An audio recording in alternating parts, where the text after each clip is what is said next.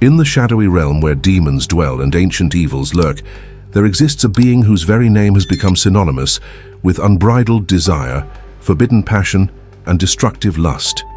He is Asmodeus, known by many titles, the demon king of lust, the prince of lechery, the destroyer of marriages, and in some traditions one of the 7 princes who rule over hell itself.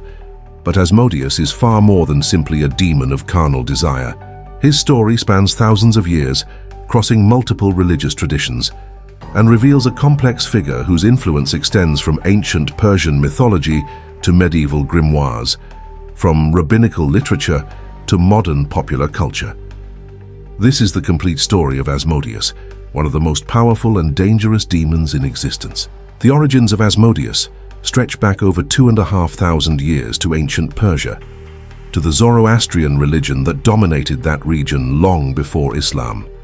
In the sacred texts of Zoroastrianism, particularly in the Avesta, we find a demon called Asmodeus, whose name means demon of wrath or demon of fury.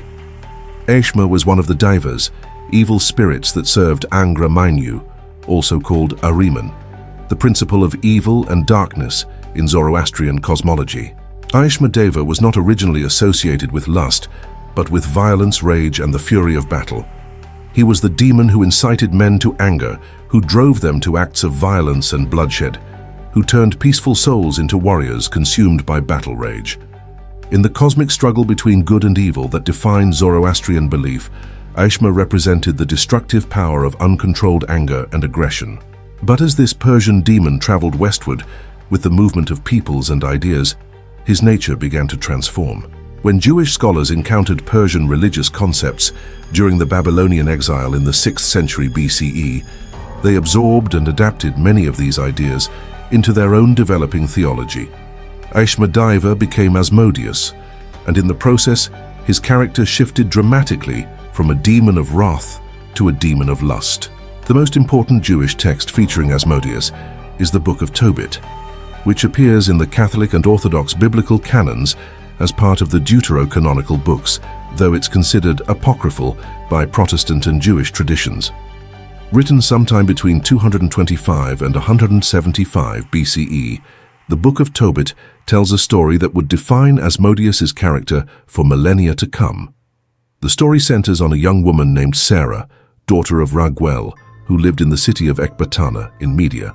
Sarah was beautiful and virtuous, but she was cursed by a terrible affliction. She had been married 7 times, but on each wedding night, before the marriage could be consummated, the demon Asmodeus appeared and killed her husband.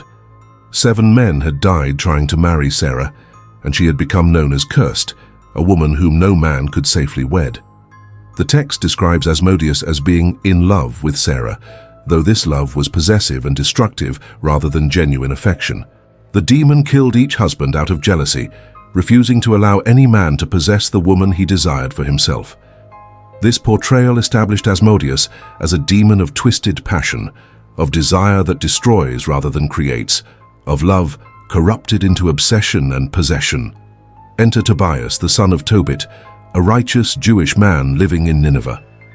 Guided by the archangel Raphael, who was disguised as a human traveler named Azarias, Tobias journeyed to Media and sought to marry Sarah. Raphael instructed Tobias on how to defeat Asmodeus. On the wedding night, Tobias was to burn the heart and liver of a fish, and the smoke from this burning would drive the demon away. When Tobias and Sarah married, he followed Raphael's instructions. The smoke from the burning fish organs rose up, and Asmodeus, unable to bear the smell, fled. The text says he fled to the remotest parts of Egypt, where the archangel Raphael pursued him, bound him hand and foot, and imprisoned him there. For the first time in Sarah's life, her husband survived the wedding night and the curse was broken. This story is significant for several reasons. First, it firmly established Asmodeus as a demon of lust and destructive passion in Jewish tradition. Second, it demonstrated that even powerful demons could be defeated through faith, divine guidance, and the proper rituals. Third, it introduced the idea that Asmodeus had a particular hatred for marriage and sought to destroy the sacred bond between husband and wife. But the Book of Tobit was just the beginning of Asmodeus's story in Jewish literature. In the vast collection of rabbinical writings known as the Talmud, compiled between the 3rd and 6th centuries CE, Asmodeus appears in several fascinating tales that greatly expand his character and reveal him to be far more complex than a simple demon of lust. The most famous of these stories appears in the Babylonian Talmud, in the tractate Gittin. It tells of King Solomon, renowned for his wisdom, who sought to build the temple in Jerusalem. Solomon had been given a magical ring by God, inscribed with the divine name which gave him power over demons.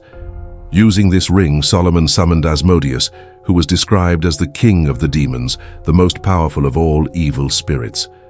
The story describes how Solomon's servants captured Asmodeus by getting him drunk on wine, and then binding him with chains inscribed with God's name.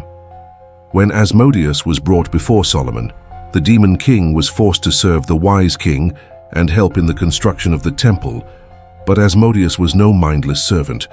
The Talmudic account portrays him as intelligent, cunning, and even possessing a strange sense of honor and justice.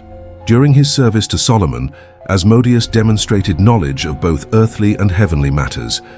He explained mysteries to Solomon and performed tasks that required supernatural power, but he also showed a capacity for both cruelty and unexpected mercy.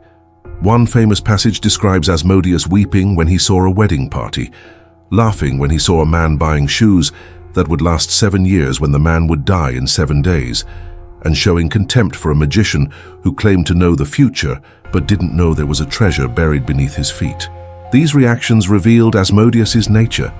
He wept at weddings because he knew how marriages would end in sorrow.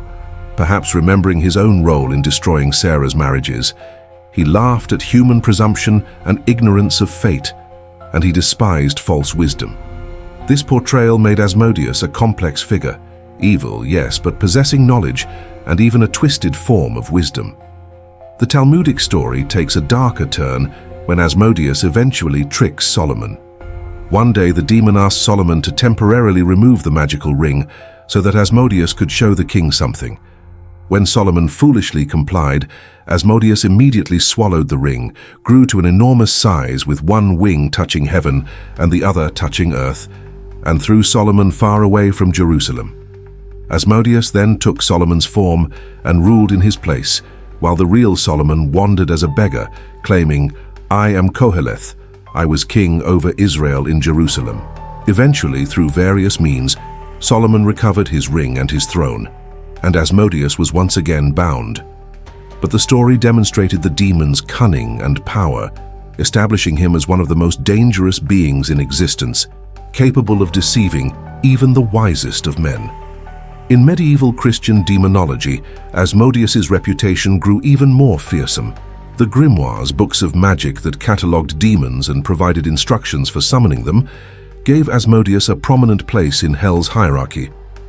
The most influential of these texts was the Ars Goetia, the first section of the Lesser Key of Solomon, Lemegeton, compiled in the 17th century, though drawing on much older sources. According to the Ars Goetia, Asmodeus, sometimes spelled Asmodee, is one of the 72 demons that King Solomon bound and forced to work on the temple. He is described as appearing with 3 heads, one of a bull, one of a man, and one of a ram. He has the feet of a rooster and rides upon a dragon, breathing fire. In his hand, he carries a lance with a banner. This monstrous appearance symbolized his bestial nature and his association with various sins, the bull representing stubbornness and lust, the ram representing lechery, and the rooster representing pride and sexual prowess. The grimoire tradition assigned Asmodeus specific powers and areas of influence. He could teach mathematics, astronomy, and handicrafts. He could make men invisible. He could reveal the locations of hidden treasures. He knew the answers to all questions about earthly matters, but his primary power remained his ability to inflame lust, to destroy marriages, to turn love into obsession, and to corrupt pure desire into destructive passion. Different demonological texts assigned Asmodeus different ranks in Hell's hierarchy. Some made him one of the 7 princes of Hell, each representing one of the 7 deadly sins, with Asmodeus naturally representing lust. In this system, he ruled over the 2nd level of Hell and commanded 72 legions of demons. Other texts made him even more powerful, describing him as one of the 4 crown princes of Hell, serving directly under Lucifer himself alongside Beelzebub, Leviathan, and Satan, when these were understood as separate entities. The Dictionnaire infernal by Jacques Collin de Plancy, published in 1818, provided one of the most detailed descriptions of Asmodeus's role in hell's government. According to this text, Asmodeus held the position of superintendent of the gaming houses in the infernal regions and was responsible for sowing dissipation and luxury on earth.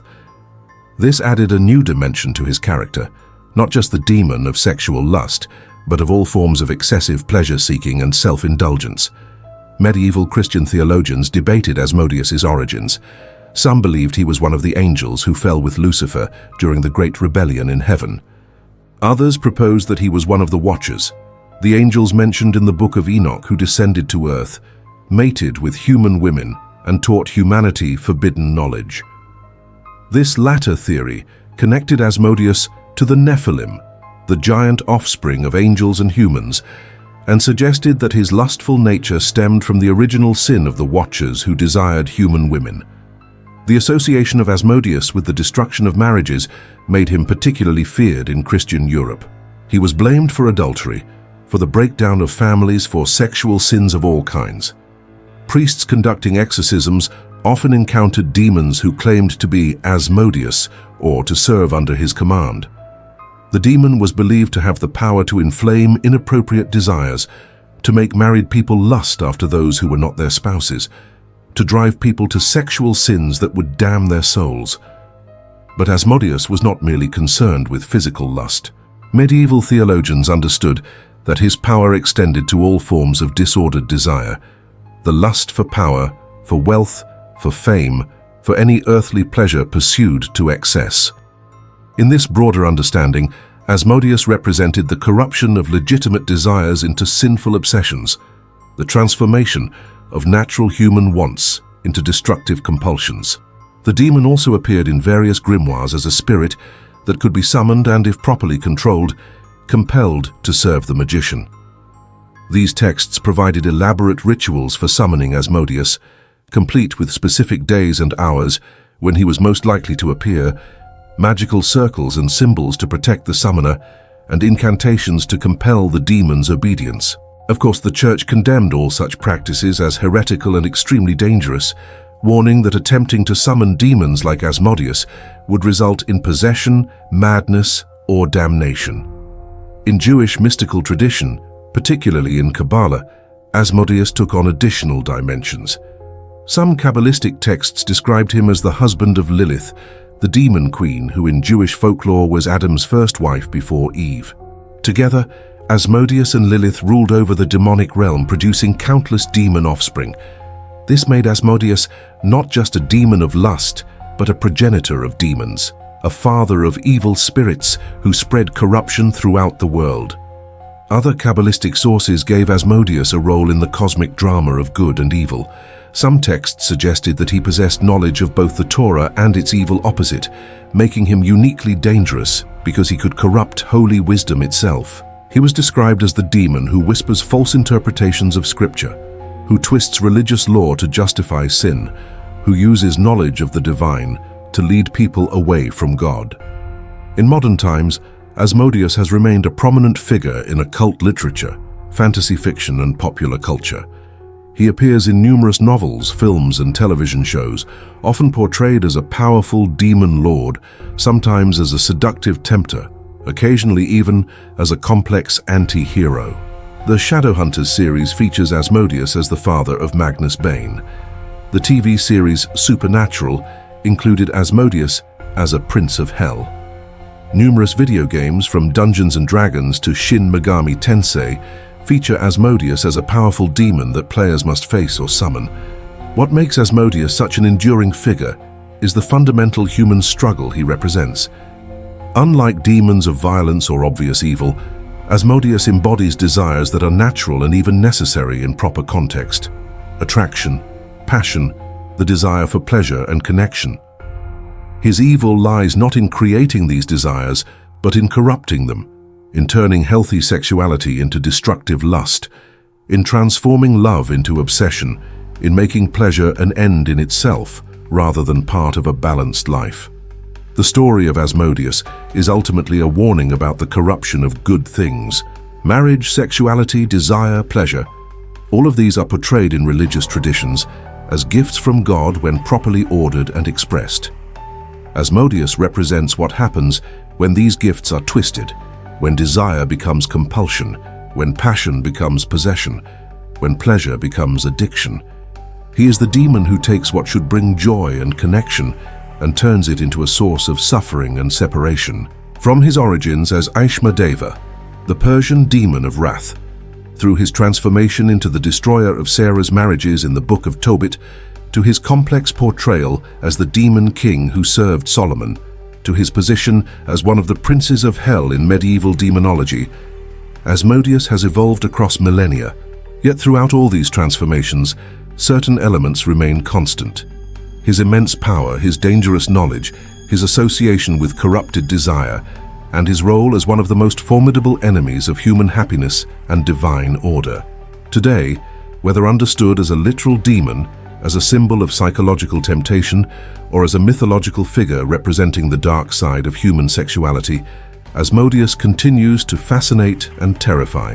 He reminds us that the most dangerous temptations are not those that appear obviously evil, but those that take our natural, legitimate desires and twist them into something destructive.